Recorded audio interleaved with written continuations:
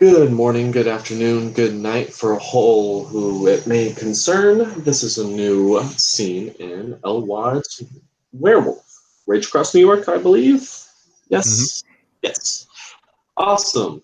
This is Carl, who will hopefully not make a fool out of himself as he attempts to talk to the Den Father, who he has established likes to piss him off. And he does not know how he feels about the Den Father, but he knows he is an important person, so he must be respectful at all times. Cool. You spend a lot of your time around the Den Father. He gives you lessons, and yeah, he seems to focus on um, trying to teach you to be a wolf. He constantly makes snide remarks about hominids and humans. You know that he is a lupus, which means that he was born as a wolf. Yeah, he will teach. He's a theurge. He will teach you about spiritual things, and he will teach you about being a wolf. Whereas the Den Mother tends to do like teach you like about the history of the nation and things like that. And yeah, after your daily lessons, if you want to go for something extracurricular, you will find the Den Father. He will actually be in the Umbra. You've been taught how to cross, and that to do it in what are called veil warded places, which are essentially places the humans will not see. There are a few of them on Sept. You So, know, there's some kind of powerful magic that means humans don't go to these particular places. so basically, what you're saying is don't cross the Umbra in your rear view mirror as you're driving 60 miles per hour down the highway. Got Yeah, that might be a bad idea. it. Oh. Either way, yeah, he will. Knowing that the Den Father is probably in the Umbra, he will go and test his umbral transfer abilities. Cool. Would you like to roll it, or would you like to just start in the Umbra? I would like to try to roll it because I want to make Absolutely. this. So you roll your Gnosis rating at difficulty 3 if you're in the heart of the cairn, which you will be. All right, so let me find this one. My gnosis. Um, I'll quickly just start a new scene. Appreciate it. While I find my gnosis. One. Perfect.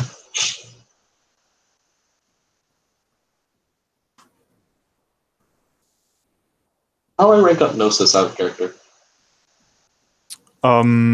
You would justify it by spending more time among nature, spending time in the Umbra, and generally increasing your spiritual connection to Gaia.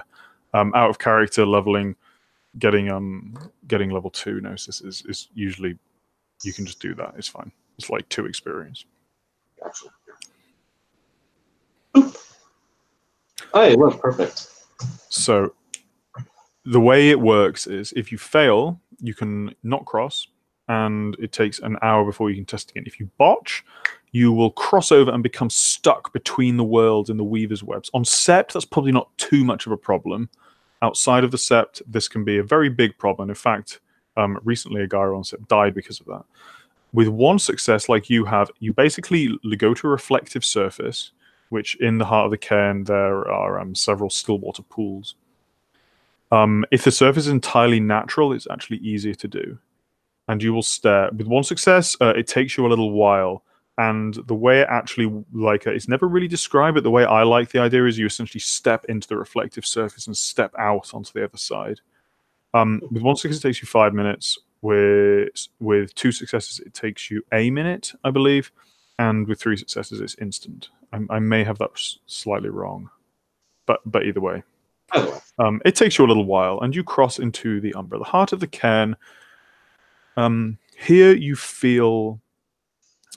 just feel Gaia. Like even as a human, before your first change, before you learnt that you were a Garu, like I think many people in the modern world, you feel maybe slightly listless.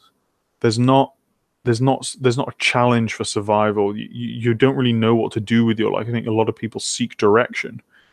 And you know when you stand in this heart of the cairn that you now have your direction. There's something instinctive and core to you that is now a strong spiritual aspect, and you know that you want to defend this and that this is good and that this is what you want. And it genuinely feels good to be here. You feel like the plants and the trees and the grass that's here just seems so alive. And right in the heart of the cairn, almost every tree has a tree spirit in it. There are animals, like it looks like a scene out of some kind of depiction of St. Francis, just with an abundance of creatures and life. And it just I wouldn't say that. I think it would look, honestly, to my character, more like a scene kind of like out of some sort of grim fairy tales, because I have monochrome vision, so everything is a shade of black, gray, and white. Well, you see what I see without any color, but it looks like a very nice black and white film. Yeah. And yeah, but like I said, you just feel this spiritual, just this spiritual, this deep resounding connection with this place. And yeah, where would you like to go? I would like to try to find the Den Master. Den Father. Absolutely. DM. As you wander out from the sept, you see the lake. The lake is yeah, just looks like a Disney depiction of a lake. There's always a fish hopping up somewhere. Birds. It's just beautiful. The light shimmers off it. The water just looks so fresh and chilled, but not oppressively cold.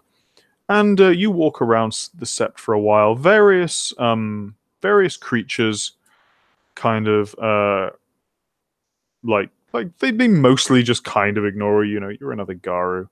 But some kind of pay you attention. At one point, a couple of owls actually come down, and they literally come down and kind of look at you and hoot hoot at you. Like they land on the ground next to you and they hoot hoot. And yeah. Sorry, go on. I'll walk up to them and kind of sniff around, see if they're friendly.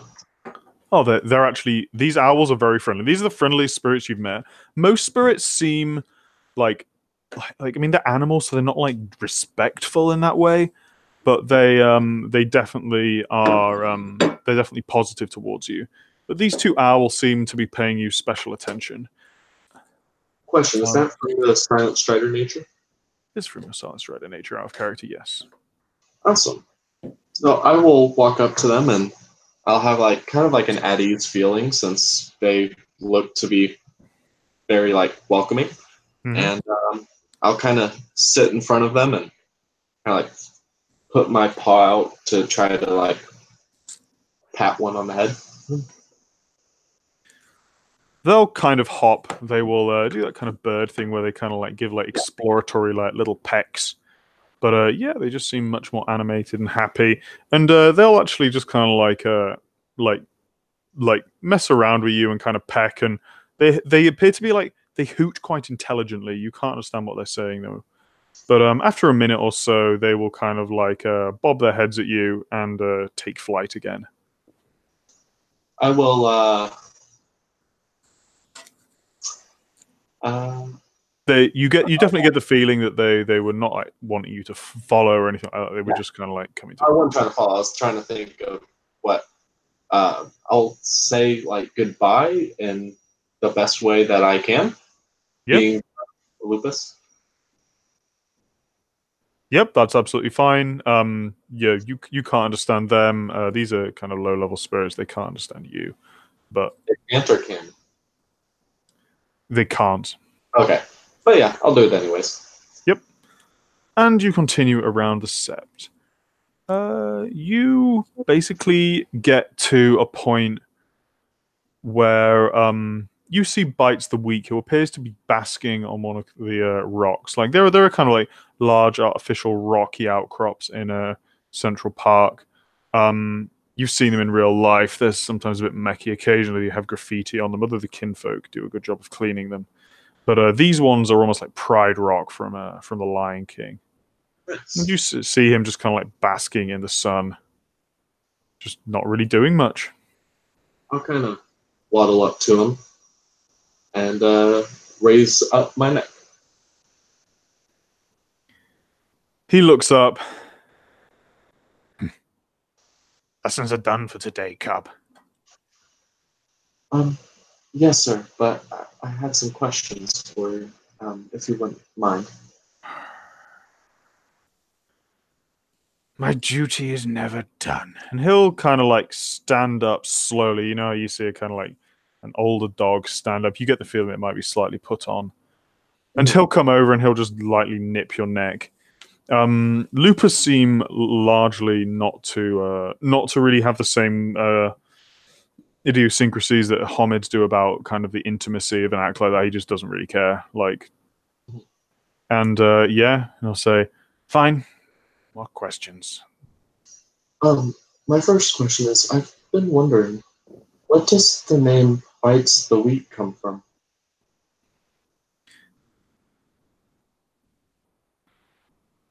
He just gives you a look. You don't understand the words? I understand the words. I just, I don't, I guess you could say, understand the, why you were called that, if that makes sense. I know it's an earned title, I just don't know, about it. We call it a deed name. If you would like to know why I'm called Bites the Weak, I'll show you. And he will pounce at you and he will bite you and draw blood. He'll let out like a slight whimper, but he'll. See? You are weak, so I bite you. This makes sense now. How do you get a deed name? You do something impressive. Some are given for glory in battle, but some can be earned from a general temperament. I was told that my name was given to me because I give harsh lessons to my cubs. Tough love, I have been told some Homids call it. So I'm confused. You said that you were told that you were given this name. So Yes. do you not remember, the time it was given, or was it something that was just kind of spread and took upon? You are given deed names by galliards. Usually. Sometimes it can come around because, well, it is just what you are called. I see. It is what you are known to as the nation. One day you will have your own. Unless you die, then you will be forgotten. That would be unfortunate, yes. It would be. It would be a waste. He'll slightly kind of smile at that, kind of getting the inkling that he doesn't feel completely useless to this man.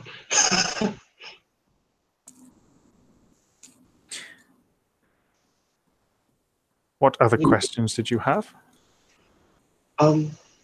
So here in the spirit world, what exactly are some things that we can do? I know we can hunt, and I think I remember something about forging a pact with the spirit. I don't know much more. Yes, not your job right now. You are Regabash. It is your job to question. The Theurge, my auspice, it is our job to deal with the spirit world. But in reality, all Garu do to an extent. You will learn gifts from them.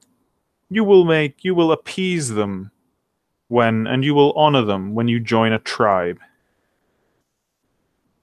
For example, I follow the great grandfather Thunder, the mightiest of spirits. That sounds really awesome. Awesome. He is awesome. He is full of awe. He is the awe you see of a thunderstorm striking down Homid buildings, the tornado, the rain, the lightning. Grandfather Thunder is not a merciful spirit. But he is an awesome one, you are right. What exactly, can you tell me a little bit more about the Ragabash, I guess you could say? Yes. The Ragabash, or as we call them, new moons, or empty moons. You were born when there was no moon in the sky. You, like others of your auspice, are to question. When a mighty Arun makes a battle plan, it is your job to poke the holes in it. When the Theurge gives spiritual orders, it is your job to test them. When the Galliard sings a great and honourable song about some hero of the nation, it is your job to perhaps remind us of the failings of said Garu. I see. So I'm like the devil's advocate, basically. Yes, but you must find a balance. Your auspice does not give you carte blanche to be disrespectful to those above you. Okay. So essentially, I need to balance my being an asshole with being a good guy.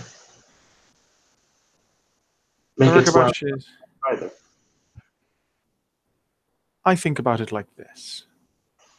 I have, despite my misgivings, spent a little bit of time among the humans, and I believe there is a jester, is a common occurring character. The jester is the only one who can mock the king. Why is this? Why is it the jester can poke fun at the most powerful man in all the land? Because he finds amusement in somebody bringing out his flaws. Maybe, but why the jester specifically? What do you think would happen if the second most mighty lord in the land pointed out his flaws and laughed at him in public? Maybe it's because he knows the jester's weak and can't do anything about it. Exactly. The jester is no threat to him, is no competition. This is the role of the Omega, one that some Ragabashis embrace more or less than others. The Omega is, although often decried, an important role. It is the bottom, the very bottom. Having an Omega is good for a sept, good for a pack. It means that everybody knows that no matter what, no matter how humiliated you are, no matter how hard they fail, there is somebody below them. So you're saying that I'm the weakest and of no threat, therefore my claims can bring useful insight. If you choose to pursue the role of Omega, exactly. You are outside of the competition. To the great mighty Arum leading his war party, if the Philodox points out something, the powerful Galliard or another Arun, they are insulting his competence. But if a skillful Ragabash, who has placed himself in the position of Omega, can say something without the Arun losing any face, losing any honor or respect, he can say certain things. It is a vitally important role, one that the lupus breed understand instinctively, but you humans have pride and ego. It makes it much harder for you. You think you're important. I don't think I've ever felt that way, honestly. I may not be lupus like you, but I haven't exactly grown up in Hamid society like a normal Hamid. Oh, really? I've met other homids like this. They think they know us. Honorary lupus. I wouldn't go as far as that either. I mean, I'm nowhere near as great as you. Well done. Flattery, a useful tool in the Ragabash's arsenal. Besides, if you were to empathize with another breed, I would say it would be the Metis. with that your face. Speaking of which, Strange it has not healed. it is. Do you know anything about this? No. Usually a Garu constitution will take over and heal wounds. You must have noticed this already. You feel stronger, you feel more vital. You do not feel as fatigued and lethargic as you did before. Well, So I do not know. You will not suffer from disease, but this wound... First changes can be strange things, leave odd imprints on us. It may be something to do with that. maybe since the people cut my face before I changed, it stuck that way. Kind of like that old saying, if you keep on making funny faces, your face will freeze that way. I have not heard this saying, but yes, maybe. You will be smiling forever. It is one that mothers, Hunman mothers, would tell their children who get annoyed at their children keep on making faces. They would tell their children that if they keep on making the funny faces, their face will freeze that way in order to frighten the children from making them. Well, I would think of something... I would think you... Maybe. Does it upset you? Not really. Why? You are ugly. You are deformed. Others will judge you because of this. You will have a much more difficult time among the humans. But why let other people judge me when all I really need is my self-acceptance? As long as I think I'm happy, then what does other... Oh, well, aren't you a noble creature? You can go and join the children of Gaia. You do not care what others think? I wouldn't say that. I just don't think it weighs upon me as much as it needs to be. As someone thinks you're ugly, that's just their opinion. As long as you think yourself, if not, it's fine. How very noble. I would think as a Ragabash you should be able to accept the mocking that you would get for your deformities. I would wear it. Think of it as a joke. I do. You are meant to be the prankster, the trickster, and you will always be smiling, whether you want to or not. You are quite correct. I think it fits quite well, what you think. I do. I'm still a jester. I guess I really am always going to be smiling. No matter how you feel inside. It is good to wear a mask. Do not show the others how you feel. This is an important role for the Omega. You must not let your pride get in the way. It is a difficult position, though. Many cannot keep it. I will admit, with ear testings, it's been hard, but I've tried. Now, there are many more tests to come. Gaia will test you. The worm will tempt you. The weaver will seek to destroy and restrain you. Would you like another test, if you are so keen to learn?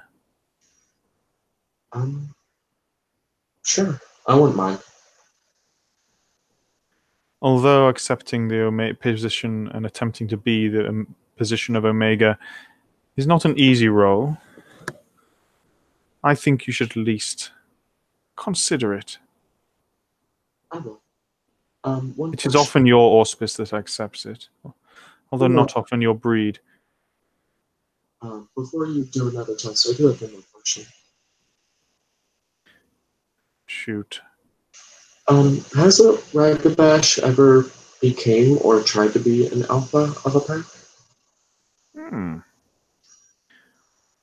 A good question that I would say the answer is yes. They have. I have seen a few, not always successful. So it doesn't always work, but whenever they do work, are they good at it? I have seen Ragabash's lead packs that were, frankly, disasters. Too full of their own ego. But there have been others that have not been so. A Ragabash that accepts his nature and accepts the wisdom that comes with it.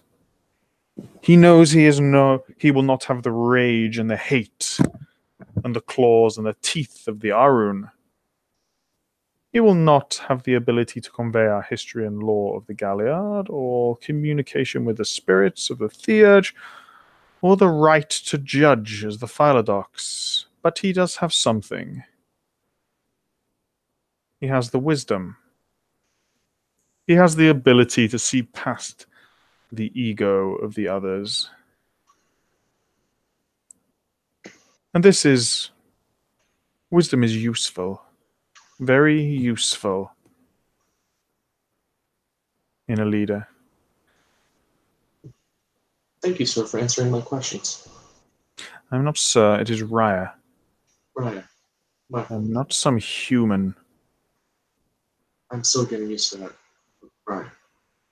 It is all right. I've bit you once today. My bloodlust is satisfied. What was that other toast that you wanted? Well, as I said, whether you are to become the great Ragabash Alpha or the ignoble Ragabash Omega, you should try them both. Go to your cub mates and take a beating from them. Cajole them. Annoy them. And get them to attack you. Your cubmate Gus is also a Ragabash, but he hails from the clan of Falcon, the Silverfangs. It is a strange one, coming from the noblest of clans, while being the most ignoble of auspices. What is his place? Is it to lead, or is it to advise the leader? So you want me to use some of the things like you do, like the teachings that you say, tough love, and attempt to make them attack me? I want you to place yourself in the position of Omega.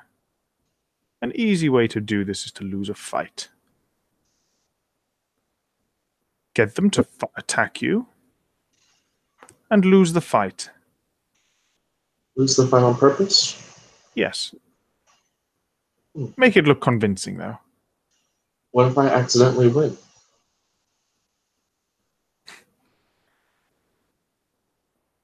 Then what? Then you will be the alpha. You will be the dominant over them.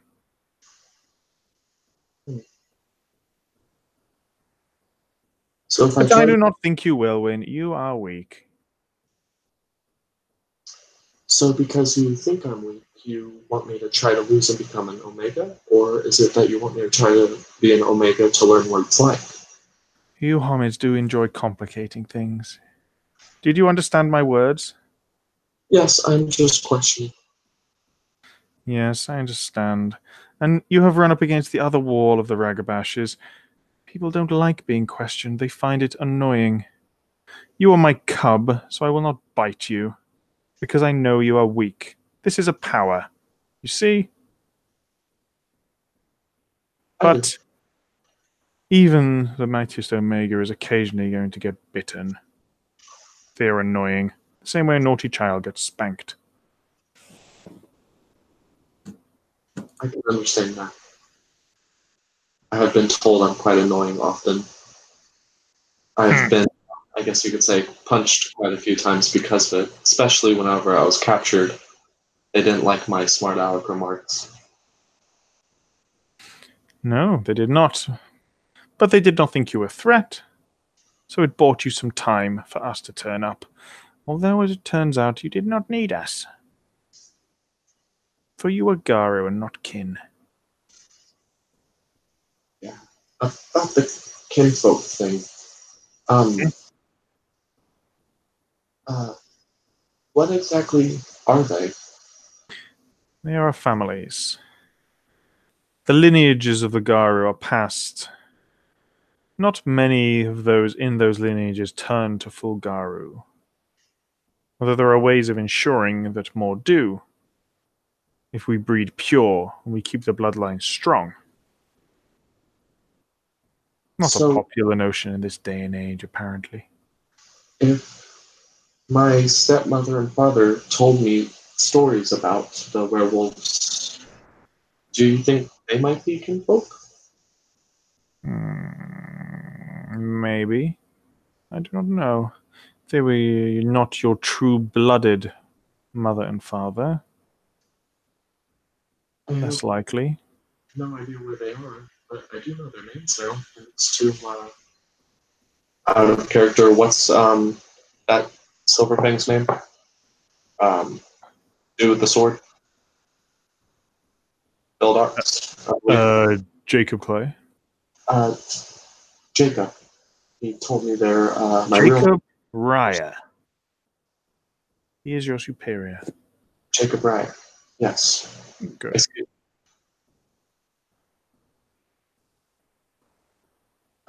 He told me about my mother and father's real name.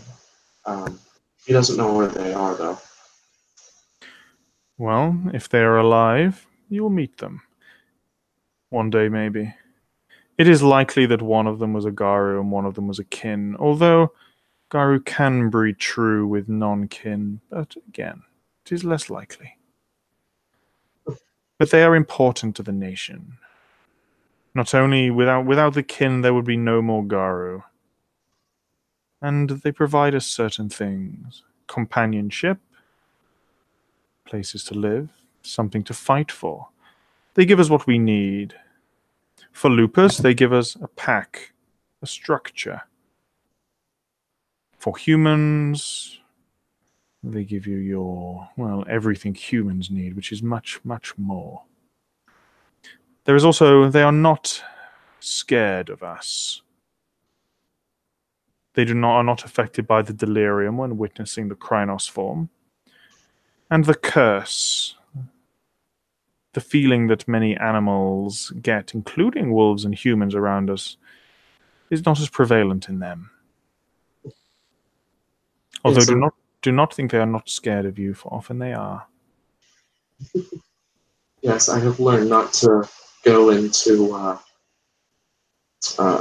character. Look at the name again. I have learned not to go into Krynos during Halloween. I think that would be a bad thing. It would. Not only would it likely cause a panic, it would cause a veil breach, and you will be severely punished for breaking the litany. You are aware of the litany, I presume? Havaka has told you? Yeah, you took a little bit of it. Some of it's still a bit foggy, though. It is important. Den Mother should teach you it better than me. I have my other duties, but Havaka should. Speaking of kinfolk, they serve a very other important point, which is making more Garu. You're aware of the first tenet of the litany, I assume? Garu shall not mate with Garu. Yes, that one. It produces abominations. That is, right? Yes. Some tribes seek to flaunt it these days. The children of Gaia, for example. The Bone Gnawers. We shall not speak ill of. So, we're not supposed to mate with each other, but, like, then who are we supposed to? Find a nice kinfolk for you.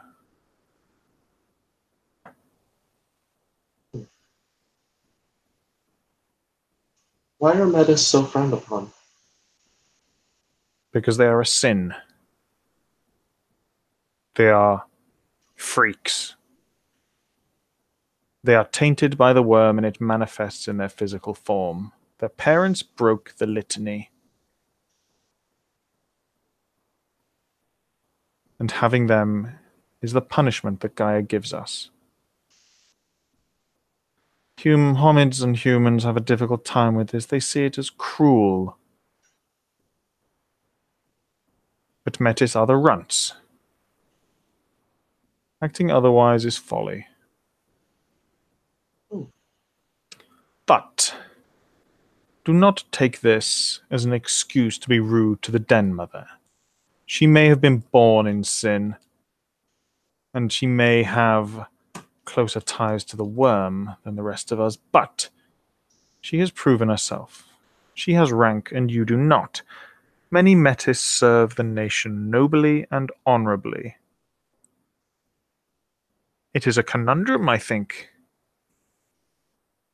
So, metis are frowned upon, but they can rise to become great and not frowned upon? They will always be frowned upon for being a Metis, but it is the rest of them that can rise above that. A Metis is always a Metis, but a Metis can also be a hero, can be a wise counselor, can be an elder, but they will still be a Metis.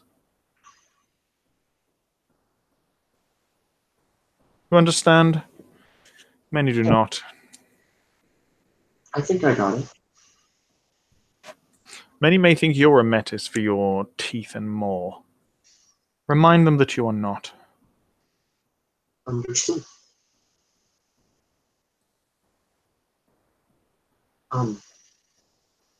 Okay. Yes, right.